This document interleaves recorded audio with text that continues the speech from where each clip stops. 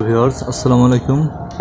Tata হাইজের গাড়ির AC pressure switch এটা খুলতে হলে উপরেটা ক্লিপ আছে, টান দিয়ে খুলতে হবে। এই যে খোলা হয়ে গেছে। এটা 4 পিনের প্রেসার সুইচ। প্রেসার সুইচ যদি সমস্যা হয় সেক্ষেত্রে আমার ঘুরবে না এবং কম্প্রেসারও এঙ্গেজ হবে না। এসি প্রেসার সুইচ নষ্ট না ভালো আমি কীভাবে বুঝবো?